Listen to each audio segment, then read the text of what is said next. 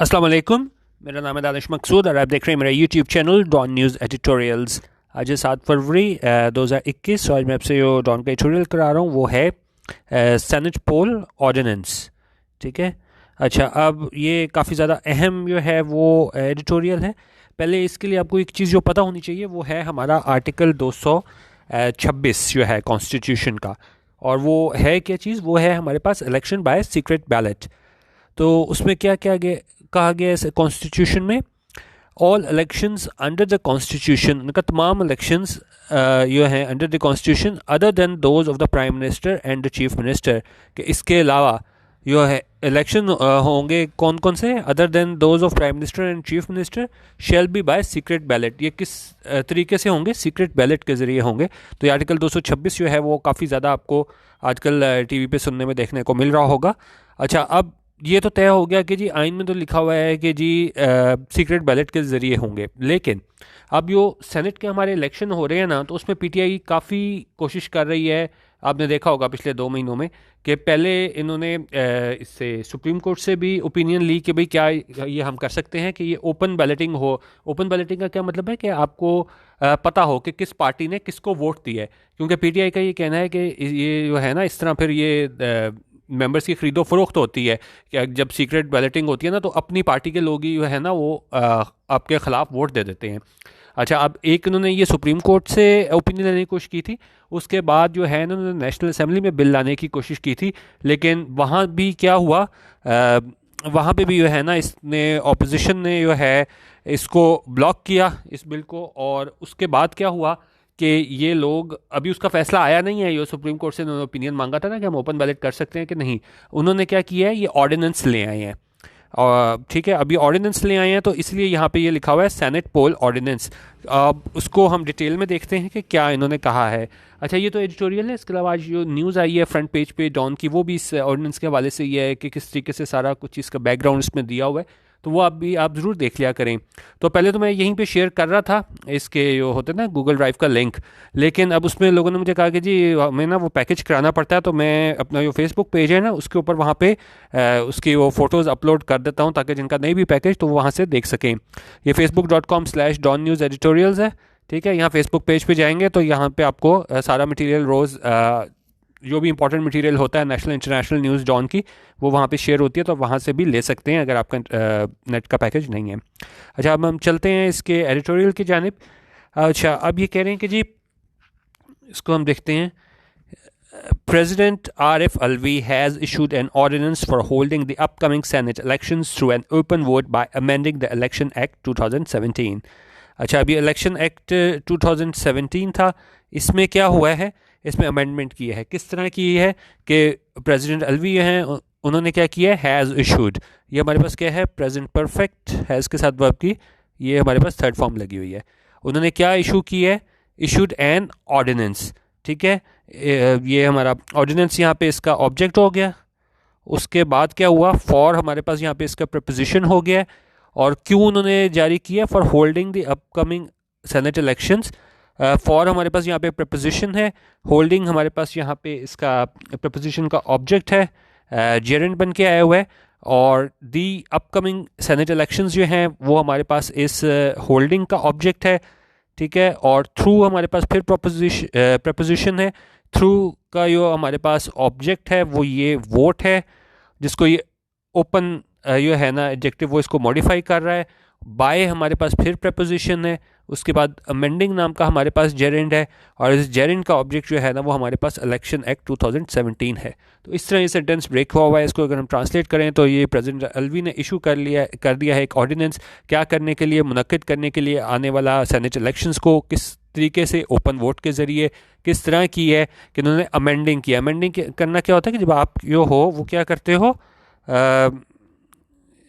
इसको आप क्या करते हो, रिवाइज करते हो, आल्टर करते हो, चेंज करते हो। तो इन्होंने भी क्या किया है, चेंज किया है किस चीज़ को, इस इलेक्शन एक्ट 2017 को। ठीक है, और ऑर्डिनेंस क्या कहता है, द ऑर्डिनेंस सेज। अच्छा, अब इसमें एक और चीज़ ये है कि इन्होंने वहाँ पे कंडीशन भी लगाई है, क्योंकि देखें अभी सुप्रीम कोर्ट का जो है वो अभी फैसला नहीं आया था। कि जी आप कर सकते हो कि नहीं। तो यहाँ पे उन्होंने प्रोवाइडेड दैट लगा दिया, साथ कंडीशन लगा दिया कि provided that in case the supreme court gives an opinion that elections for members of Senate do not fall within the purview of Article 226 of the Constitution। इसलिए मैंने आपको ये पहले आर्टिकल 226 आपको पढ़ाया था ताकि आपको पता हो ये बेसिकली है क्या। अच्छा, अब उन्होंने कंडीशन क्या लगाई है, provide that in case the supreme court, उन्होंने कहा कि अगर सुप्रीम कोर्ट क्या है, गिव्स एन ओपिनियन, एक अपनी राय देती है, क्या देती है, that elections for members of senate, कि जो इलेक्शन है मेंबर ऑफ सेनेट के वो क्या डू नॉट फॉल, वो नहीं आते किसके, विद इन द परव्यू, कि इसके एम्बिट में नहीं आते, ठीक है, दायरा कार में नहीं आते किसके, article 226 of the constitution. The polls for elections for members of the Senate shall be conducted through an open and identifiable ballot. उन्होंने कहा अगर सुप्रीम कोर्ट ये डिसाइड करती है कि वो इसके दायरा कार में नहीं आता, आर्टिकल 226 कॉन्स्टिट्यूशन का जो सेनेट के इलेक्शंस हैं, तो तभी जो है ना ये पोल ये इलेक्शन जो होंगे सेनेट के वो किए जाएंगे ओपन आइडेंटिफाइबल बैलेट। अच्छा, अब इसमें बड़ा ये चालाकी से इन्होंने काम ये किया है कि अब ऑपोजिशन ये कह रही है कि इन्होंने उसको सुप्रीम कोर्ट को प्रेशराइज करने की कोशिश की है, कि उन्होंने कहा उनका फैसला भी आया भी नहीं है सुप्रीम कोर्ट का, और साथ ये लोग किस तरह कह रहे हैं कि जी अगर सुप्रीम कोर्ट ने डिसाइड किया कि नहीं आते, उन्होंने कहा एक तरीके से उनको वो कहा जा रहा है कि आप कहो कि आर्टिकल 226 में सेनेट के इलेक्शन नहीं होते और आप इजाज़त दे दो, तो एक तरीके से वो प्रेशराइज करने की कोशिश की जा रही है हुकूमत की जानिब से। तो ऐसा जो है अपोजिशन की जानिब से इल्ज़ाम लगाया जा रहा है। और अगर आप इसमें भी अगर आप देखें ना इसका स्टार्ट भी अगर देखेंगे तो उन्होंने कहा था ये जो नाफिज होगा एट वंस होगा। अगर आप इसका डिटेल कंप्लीट इसका वो पढ़ें ना, आप जो अमेंडमेंट लेके आए हैं, तो उन्होंने कहा एक तरफ आप कह रहे हो जी एट वंस इसके इम्प्लीमेंट वो नाफिज हो जाएगा, दूसरी तरफ आप कह रहे हो कि जी इसको मशरूत कर दिया सुप्रीम कोर्ट के डिसीजन से, अगर सुप्रीम कोर्ट ने कहा कि 226 के वो दायरे कार में नहीं आते तो तभी हम जो है ना इसको ओपन पोल के ज़रिए करेंगे। तो ये इसमें उन्होंने कॉन्ट्रोडिक्शन दिखाई है इसमें।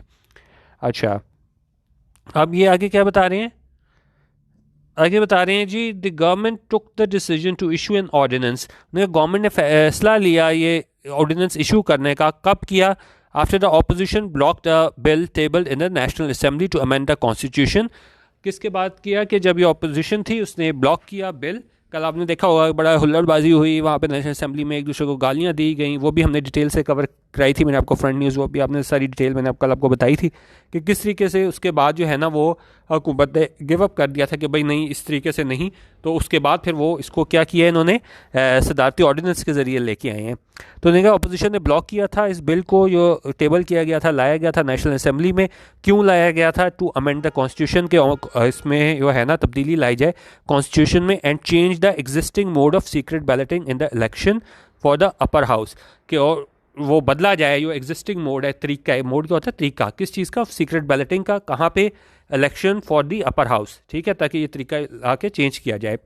Legal experts will have to determine, लेकिन उन्होंने कहा कि जी अब जो लीगल एक्सपर्ट्स हैं ना, कानूनी माहिरीन, उनको क्या करना होगा, उनको डिटरमिन करना होगा, तयन करना होगा कि किस चीज़ का तयन करना होगा, if the change in this act would suffice, कि ये चेंज इन्होंने किया ना इस एक्ट में, इस एक्ट कौन से एक्ट की बात करें, ये इलेक्शन का ये था हमारा पास इलेक्शन एक्ट 2017 की बात हो रही है। एक मिनट, ये यहाँ पे आप देखेंगे ये वाला इलेक्शन एक्ट 2017, तो इसकी बात हो रही है। तो उन्होंने कहा कि जो हमारे पास लीगल एक्सपर्ट्स हैं ना, उनको क्या है तयन करना पड़ेगा कि if the change in this act, ये इलेक्शन एक्ट 2017 में जो चेंज आया है सदारती ऑर्डिनेंस से, वुड सफाइस होता है कि सफिशेंट होगा, काफ़ी होगा। उन्होंने कहा क्या ये काफ़ी होगा, किस चीज़ के लिए, इस ओपन बैलेटिंग के लिए, टू टेक प्लेस, और या weather a constitutional amendment will actually be needed for the purpose, या एक आईनी जो है ना वो तरमीम की ज़रूरत होगी क्या करने के लिए, इस पर्पज़ को पूरा करने के लिए, ठीक है। तो अब इन्होंने अपनी तरफ से तो वो कर दी है कि जी हम जो इलेक्शन एक्ट में जो है वो हमने तरमीम कर दी है, सदारती ऑर्डिनेंस ले आए हैं, लेकिन जो लीगल एक्सपर्ट्स हैं वो कह रहे हैं हमें देखना होगा, उन्हें ही लीगल एक्सपर्ट्स को डिटरमिन करना होगा कि इस तरह ये कर सकते हैं कि या इसके लिए हमें कॉन्स्टिट्यूशनल अमेंडमेंट की ज़रूरत होगी। अच्छा, अब आगे क्या कह रहे हैं, link to all those is a larger question about why the government has been insistent on bulldozing through such a change in the mode of voting for elections that are just weeks away. अच्छा, पहले हम इसके एक insistent का meaning देख लेते हैं क्या होता है। इंसिस्टेंट होता है परसिस्टेंट, डिटरमिनेंट, आपको नहीं करना है ये चीज़। और बुलडोजिंग थ्रू का क्या मतलब होता है कि आप कोई भी काम आपने करवाना हो ना, to aggressively force one's way through some task or thing, especially clumsily or carelessly. कोई भी चीज़ आपने काम करना हो, आपको नहीं भाई करना है, आप ये ना देखो सही तरीके से हो रहा है कि नहीं हो रहा, तो उसको हम बोलते हैं जी बुलडोज थ्रू। तो अच्छा, अब इसमें यहाँ पे क्या यूज़ हुआ है, उन्होंने कहा लिंक टू ऑल दोस्त, इस तमाम बातों से जुड़ी ये चीज़ में कह रहे हैं कि जी एक बड़ा सवाल क्या है कि क्यों गवर्नमेंट जो है ना ये इंसिस्टेंट है, कह रही है कि डिटर्मिनेंट है कि नहीं करना है ये ओपन बैलेट है, क्यों करना है, on bulldozing through such a change. उन्होंने कहा वो bulldozing through such a change करना चाह रहे हैं कि नहीं भाई हमने इसको चेंज करना है, ये देखे बगैर कि सही पॉसिबल है नहीं है, कोई इसके आगे लीगल इम्प्लीकेशंस तो नहीं होगी। तो ये सवाल पूछ रहे हैं क्यों ये चेंज करना चाह रहे हैं in the mode of voting, यानी ये वो तरीका है वोटिंग का, for elections that are just weeks away. और ये भी नहीं कि ये बहुत दूर हों इलेक्शंस और तब ये चेंज करने की कोशिश कर रही हूँ, क्योंकि अगर आप देखें तो मेरे ख्याल में 11 फरवरी को यह है इसका स्केड्यूल आना है सेनेट इलेक्शन का। तो उन्होंने कहा ये सिर्फ जो हफ्तों दूर इलेक्शन है, तो गवर्नमेंट क्यों इंसिस्टेंट कर रही है, क्यों डिटर्मेंट है, क्यों ये बुलडोज थ्रू कर रही है कि भाई हमने इसको ओपन वोट के ओपन बैलेट ही कराना है। अच्छा, अब इसको आगे हम देखते हैं, यहाँ पे कह रहा है कि जी अच्छा पहले हम इसका भी मीनिंग देख लेते हैं। मेनेस का मतलब होता है कोई चीज़ जो आपको नुकसान दे, something that is likely to cause harm. और डन अवे विद होता है कि आप to do away with something means to remove it completely और put an end to it. जब किसी चीज़ को आप ख़त्म करो ना तब आप बोलते हो कि जी डन अवे विद। अच्छा, अब इसको हम आगे देखते हैं। There is no arguing that the menace of vote purchasing in the Senate elections must be done away with. उन्होंने कहा इसमें कोई बहस की बात नहीं, कोई दो राय नहीं कि ये मेनिस है, ठीक है, ये चीज़ ये नुकसान पहुंचाती है। क्या चीज़ नुकसान पहुंचाती है? Vote purchasing. कहाँ पे? इन the Senate elections must be done away with. Must be done away with का क्या मतलब है कि उसको यानी ज़रूर ख़त्म होना चाहिए। लेकिन आगे क्या कह रहे हैं? The government has framed its initiative in a way that suggests that the only reason the opposition is not agreeing to such a change in the voting method at this time is because it wants corruption to flourish in these elections. लेकिन उनका government ने जो अपना frame किया है, बनाया है initiative, अपना बयानिया वो इस तरह बनाया है कि जी उसे ये लगता है कि भाई सिर्फ ऑपोजिशन जो इससे एग्री क्यों नहीं कर रही इस चेंज वोटिंग मेथड के चेंज से, कि वो सिर्फ वो चाहती है कि जी वो करप्शन जो है ना वो फले फूले इन दिस इलेक्शन में। उनका सिर्फ जो ओपोजिशन है वो इसलिए नहीं चाह रही कि ओपन बैलेट जो है ना वो हो, इस्तेमाल हो तरीका कहाँ पे? सेनेट के इलेक्शन में। उन्होंने कहा such a line of reasoning may make sense to the PTI base but it excludes larger argument. उन्होंने कहा ये जो सारी रीजनिंग दी जा रही है ये जो है वो हो सकता है जो पीटीआई वाले हैं उनके लिए तो ये हो कि भाई जी ये सही बात है, लेकिन बट इट एक्सक्लूड्स क्या होता है? अलग कर लेना, ठीक है। एक्सक्लूड्स को हम बोलेंगे एक्सक्लूड्स हमारे पास क्या हो जाएगा? एक्सक्लूड्स हो जाएगा किसी चीज़ को आप एलिमिनेट कर देते हो, रूल आउट कर देते हो। लेकिन उनका ये नहीं उसको कंसिडर करता, ये लार्जर आर्ग्यूमेंट है।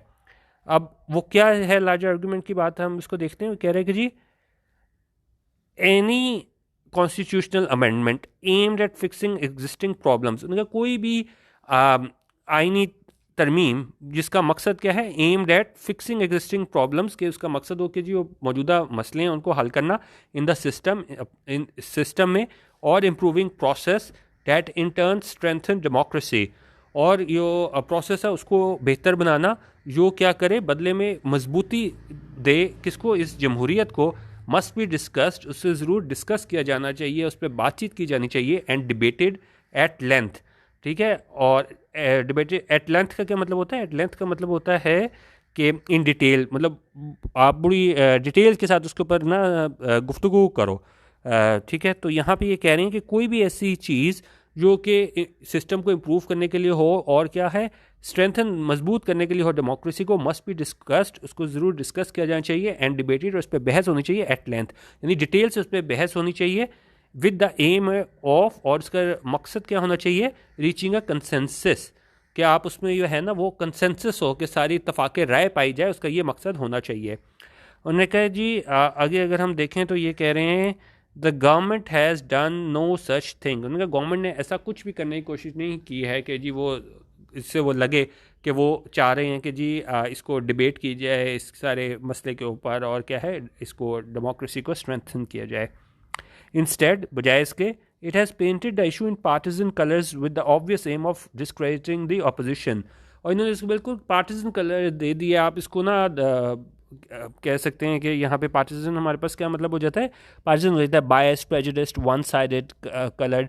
ठीक है, तो उन्होंने बिल्कुल उसको जिस तरह ऊपर इन्होंने बताया कि उस तरह कलर दे दिया है कि जी ये कोशिश सिर्फ इसलिए कर रहे हैं ताकि ज़्यादा करप्शन हो, खरीदो फरोख्त तो इनके मेंबर्स की, तो इसलिए है ना वो नहीं करना चाह रहे ये अपोजिशन वाले ओपन बैलेट। तो और इसका उन्होंने कहा ऑब्वियस एम क्या है, मकसद क्या है इसका गवर्नमेंट का, of discrediting the opposition. Discrediting हमारे पास क्या होता है, डिस्क्रेडिटिंग हमारे पास होता है कि आप कह लें कि जी किसी की जो है ना रिप्यूट उसको ख़राब करना, harm the good reputation of. ठीक है, तो उन्होंने कहा इसका मकसद सिर्फ गवर्नमेंट का यही है कि जी आप जो अपोजिशन को है ना वो डिस्क्रेडिट करो। भाई कह रहे हैं इधर दिस या ये, और द गवर्नमेंट इज़ कंसर्न, या गवर्नमेंट फिक्रमंद है, कंसर्न है किस बारे में, that it may lose some of its own members, के वो अपने ही कुछ मेंबर्स जो है ना वो अपने ही मेंबर्स के क्या वोट्स को लूज कर दे इन द सीक्रेट बैलेट। क्योंकि अब ये भी कहा जा रहा है ना कि पीटीआई को खतरा है इस बात का ओपन बैलेट का कि अपने मेंबर्स खिलाफ ना कर दें, तो इसलिए कर रहे हैं।